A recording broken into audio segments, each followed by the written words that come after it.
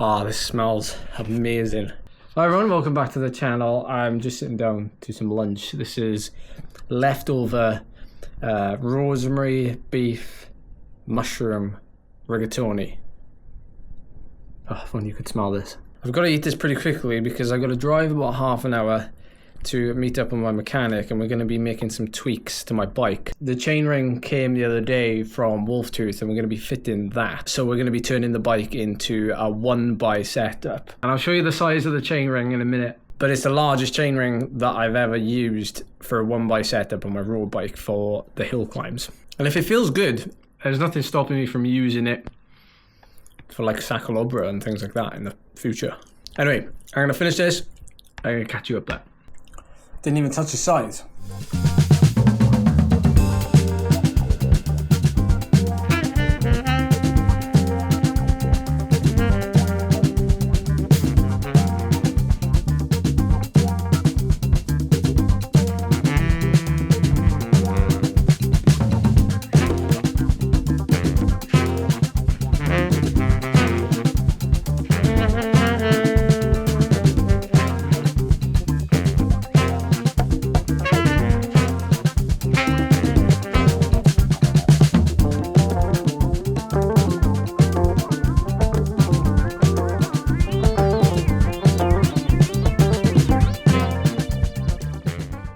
Successful trip to fit the 44-tooth WolfTooth chainring for the new 1x setup on the hill climb setup, I suppose we should call it. I've dabbled in a couple of different chainring sizes over the last couple of years. The reason why I settled for a 44 is because there's a local hill climb near me which is very similar to the National Hill Climb Championship course. It's like a really steady gradient the whole way to the top, and it's around 10 to 13%. And I've always done it in about 3 to 3.5 minutes, flat out. And I've always also been in the big ring, which for me was either a 53 or 52 tooth chainring. So I wanted something that was relatively large, but obviously not too big. I also wanted to be able to ride my bike, uphill, downhill, on the 3-hour rides and things. So it had to be functional. So I think a 44 tooth could be a useful size. So we'll see how we go. I'll talk more about it in maybe a future video where I'll run through like my bike setup. Long story short, I reached out to Saddleback, which are the UK distributor of WolfTooth components, which are made in the USA. And they've come on board with the help of this integral part of our bike setup. So I'm very grateful. They sent me a t-shirt, they've sent me a couple of stickers, and they've sent me a couple of bling components which you would have seen. Those little red chainring bolts and the lock ring for the disc rotors too. Obviously these things don't really make me any faster, they're more for aesthetic purposes. But it is what it is. Anyway, let's crack on with the rest of this video. I'm going to head out and do a training session, so I'll see you there. You catch me in the middle of a warm-up. I've got about 3 minutes until I do my first little activation sprint. It's a very short session today. Well, one of two, because I'm going out again later this evening on a group ride, which generally ends up being quite fast at the end. But this session is short, so I'm heading out for about an hour. Going to be doing a good few 30-second max efforts with about 3 minutes of recovery between them, and I've chosen a climb that will allow me just to go up, turn around, come back down and recover. It's kind of like a bowl, and so I'm going to be turning around and then hitting the same climb again. It'll give me a good bit of motivation to try and beat the distance that I've set for each 30 seconds. So technically these are just like fly and die, don't really pace them, just go for it. I've actually stripped the bike of all unnecessary weight because I'm not straying too far from home.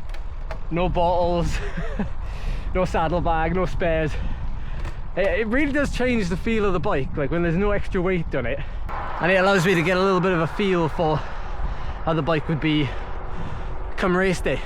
So I went and did a session yesterday, and not to go into too much detail, but it was a little bit of an experiment. So the power that I'm hoping to hold at the National Hill Climb Championship, which is around like 530 watts, give or take, I wanted to see if I could break it down into like little manageable chunks, learn a little bit about my body at that kind of power output. Because I've done 530 watts for about 2 minutes flat out in the last couple of weeks, I thought to myself, I'll do like 10 seconds at 5:30 and then 5 seconds like easy, and then I'll repeat that 12 times, so it'll be like a 3-minute block, and then I'll do that 4 times and I'll have plenty of rest in between.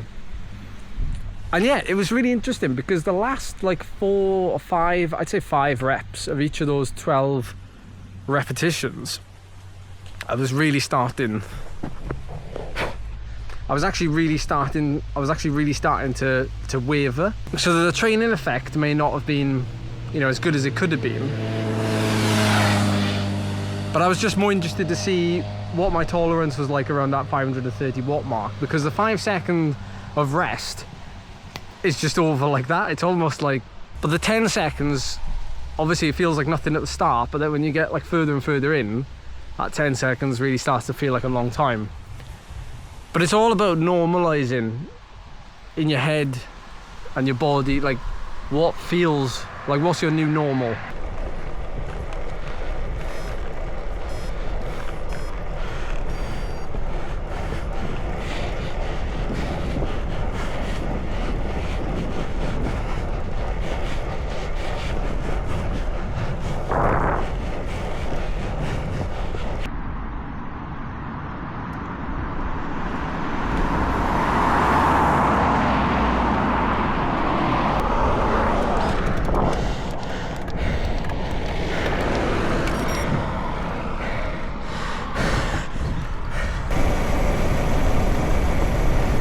Oh, I only need a couple of these and it's tough going. It's like, this is the actual definition of, you know, you don't need a whole lot of time to do a lot of damage. And in this case, when I'm going flat out for 30 seconds, you know, 3 minutes is extremely short rest time. Like, no time really to recharge as such. But that's the whole idea. And I don't know about for you, but for me, I'm still breathing super hard for a good few minutes after each of these 30 seconds.